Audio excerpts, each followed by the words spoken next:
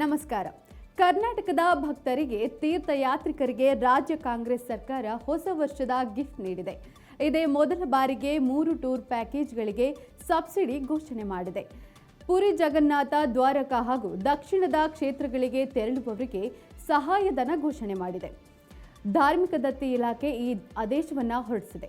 ದಕ್ಷಿಣ ಕ್ಷೇತ್ರಗಳಿಗೆ 6 ದಿನಗಳ ತೀರ್ಥಯಾತ್ರೆ ಪ್ಯಾಕೇಜ್ ಘೋಷಣೆ ಮಾಡಲಾಗಿದೆ. ಇದಕ್ಕೆ ಒಟ್ಟು 25,000 ರೂಪಾಯಿ ವೆಚ್ಚವಾಗುತ್ತದೆ. ಈ ಪೈಕಿ ಸರ್ಕಾರದಿಂದ 10,000 ರೂಪಾಯಿ ಸಬ್ಸಿಡಿ ದೊರೆಯಲಿದೆ.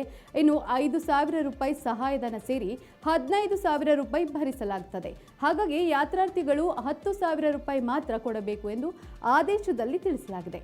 ಇನ್ನು ದ್ವಾರಕಕ್ಕೆ 8 ದಿನಗಳ ಯಾತ್ರಾ ಪ್ಯಾಕೇಜ್ ಇರಲಿದೆ. ಪುರಿ, ಕೊನಾರ್ಕ್, ಗಂಗಾಸಾಗರ್, ಕೋಲ್ಕತ್ತಾ ಒಳಗೊಂಡ 8 ದಿನಗಳ ಯಾತ್ರಾ ಪ್ಯಾಕೇಜ್ ಒಟ್ಟು ಮೊತ್ತ 32,500 ರೂಪಾಯಿ ಪೈಕಿ 17,500 ರೂಪಾಯಿ ಸರ್ಕಾರದಿಂದ ಭರಿಸಲಾಗುತ್ತದೆ. ಉಳಿದ 15,000 ರೂಪಾಯಿ ಮಾತ್ರ ಯಾತ್ರಿಕರು ಪಾವತಿಸಬೇಕು.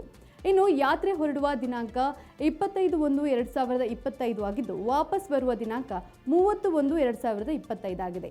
ದಕ್ಷಿಣ ಯಾತ್ರಿಕರಿಗೆ ಬೆಂಗಳೂರು SRM ವಿಶ್ವೇಶ್ವರಯ್ಯ ರೈಲ್ವೆ ನಿಲ್ದಾಣ, ಬೆಳಗಾವಿ, ಹುಬ್ಬಳ್ಳಿ, ಹಾವೇರಿ, ದಾವಣಗೆರೆ, ಬೀರೂರು, ತುಮಕೂರಿನಲ್ಲಿ ಹತ್ತುವ ಮತ್ತು ಇಳಿಯುವ ವ್ಯವಸ್ಥೆ ಮಾಡಲಾಗಿದೆ.